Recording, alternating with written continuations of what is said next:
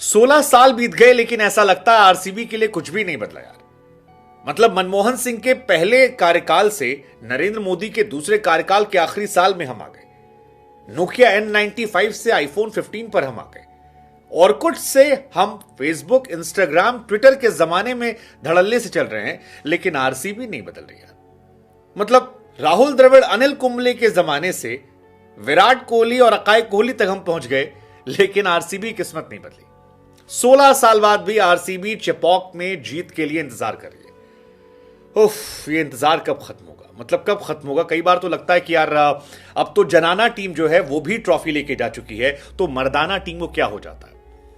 मतलब टॉस जीत के जिस तरह से शुरुआत की थी उसमें तो लगा था कि आज मर्दाना टीम कुछ बड़ा करने वाली है। 4 ओवर में भाई साहब ठोक डाले इन्होंने 45 रन। लेकिन उसके बाद फिर तू चल मैं आता हूं। ऐसा लगा था कि ड्रेसिंग रूम में भंडारा हो रहा है और सबको जल्दी है कि भैया जल्दी जाए, नहीं तो छूट जाएगा। 11 ओवर में 78 पर 5 यार। I mean that's really shocking. और इसी शॉक का असर है कि आरसीबी ने एक बार फिर सीएसके के सामने एक मैच गंवा दिया। मतलब ये हैरानी की बात है ना कि यार धोनी इतने लंबे समय कप्तानी करने के बाद ऋतुराज को भी जिम्मेदारी सौंप गए, लेकिन आरसीबी अभी भी जिम्मेदारी नहीं ले पाई। द्रविड़ के जमाने से लेकर कुंबले से होते हुए फाफ डुप्लेसी तक है, लेकिन वो जीत उनके नसीब में।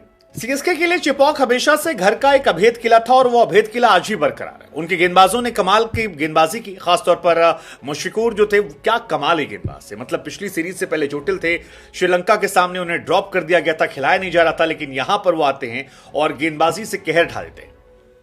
आरसीबी के डॉन ब्रिडमैन कहे जाने वाले रजत पाटीदार को आउट कर देते हैं। ग्लेन मैक्सवेल जिन्होंने अफगानिस्तान के छक्के छुड़ा दिए थे, उनको गोल्डन डक पर भेज देते हैं। कैमरन ग्रीन जिन्हें 15 करोड़ में खरीदा गया था, वो 22 पे 18 बना के चले आते हैं। विराट कोहली जो सबसे जबरदस्त प्लेयर है, वो अजीबो गरीब तरीके से रहाणे और सचिन रविंद्र के बीच में आउट हो जाते हैं।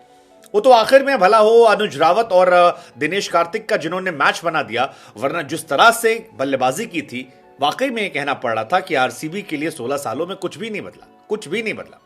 हालांकि बदला कुछ सीएसके के लिए भी नहीं है। कॉनवे नहीं थे तो उनकी जगह पर सचिन रविंद्र आ गए। 15 बॉल पर 37 रन ठोक दिए। जो प्लेयर आ रहा था वो अच्छी बल्लेबाजी कर रहा था। रहाणे ने भी भले ही रणजी ट्रॉफी में फाइनल में थोड़े बहुत बनाए, उसके पहले लगातार फ्लॉप चल रहे हो, लेकिन आईपीएल आते ही लगा कि यार ये वही रहाणे जो पिछले सीजन मार रहे थे। छोटी छोटे टुक मारते तो छक्का था, 2 छक्के मार दिए। तीसरा वाला भी लगभग छक्का था, लेकिन बेचारे आधे रास्ते पर आउट हो गए। मिचेल जो थे वो भी कमाल थे। शिवम दुबे जी शुरू में स्ट्रगल कर रहे थे, आड़ा टेढ़ा तिरछा 2 बाउंसर से परेशान हो रहे थे, लेकिन फिर दुबे जी ने भी कहा कि भैया हमको हार्दिक पांड्या को कंपटीशन देना है, और अगर कंपटीशन देना है तो मैच जिताना पड़ेगा, और जिता के ले गया लड़का यार। रविंद्र जडेजा जो है वो भी कमाल है यार। जडेजा से तो कुछ भी करवा लीजिए, बल्लेबाजी में अगर आप कराएंगे तो वो रन बना देते हैं। आज भी नॉट आउट लौट कर गए। गेंदबाजी आप देंगे तो सबसे इकोनॉमिकल रहते हैं, 4 ओवर में 21 रन दिए। एंड आई थिंक चेन्नई की जो ये एक सॉलिड टीम है, इस वजह से चेन्नई एक शानदार टीम है। कमाल का मैच, लेकिन इसमें इशू यही था कि आरसीबी ने दम नहीं लगाया। दम केवल 2 प्लेयर ने लगाया था और वो दिखाई पड़ा। अनुज रावत इस मैच में आप तारीफ कर सकते हैं, क्योंकि आरसीबी 41 पर 0 थी, 78 पर 5 थी। उसके बाद 173 पहुंच जाती है, क्योंकि नीचे से रन आते हैं। आखिरी के कुछ ओवरों में जबरदस्त बल्लेबाजी होती है। 14 ओवर में जो स्कोर 90 होता है, वो आपका 20 ओवर में 173 हो जाता है। And I think this was the reason कि आरसीबी इतना अच्छा खेल पाई। 15 ओवर में 12 रन, 16वें ओवर में 14 रन, 17वें ओवर में आपके 7 रन, 18वें ओवर में जबरदस्त पिटाई हुई तुषार देशपांडे की 25 रन, 19वें ओवर में 16 रन, 20वें ओवर में 9 रन, और उसके बाद जबरदस्त रन बन जाते हैं। 78 फॉर 5 से आखिरी 95 रन 50 बॉलों में बनते हैं। And I think that was the reason कि इतने अच्छे रन बने। हालांकि अनुज रावत पिछले सीजन के आखिरी कुछ मैचेस में भी ऐसी बल्लेबाजी करे थे। आप याद कीजिए, 29 रन बनाए थे 11 बॉल में, 23 रन बनाए थे 15 बॉल में, 48 रन बनाए थे 25 बॉल में। सो आई बिलीव वो एक बहुत बड़ा इंपैक्ट जो था अनुज रावत का, वो देखने को मिल रहा था, और वो पिछले सीजन से यहां पर कंटिन्यू हुआ। विराट कोहली की बात करेंगे तो वो भी कमाल थे। विराट रन भले नहीं बना पाए, लेकिन एंटरटेनमेंट पूरा किया, धोनी को आके हक किया। वो तस्वीर काफी ज्यादा वायरल हुई। इसके साथ ही विराट ने फास्टेस्ट 12,000 रन बनाने का मुकाम जो है वो भी हासिल कर लिया। उनसे आगे क्रिस गेल है, जिन्होंने 14,000 रन बनाए हैं। शोएब मलिक है 13,000 प्लस रन।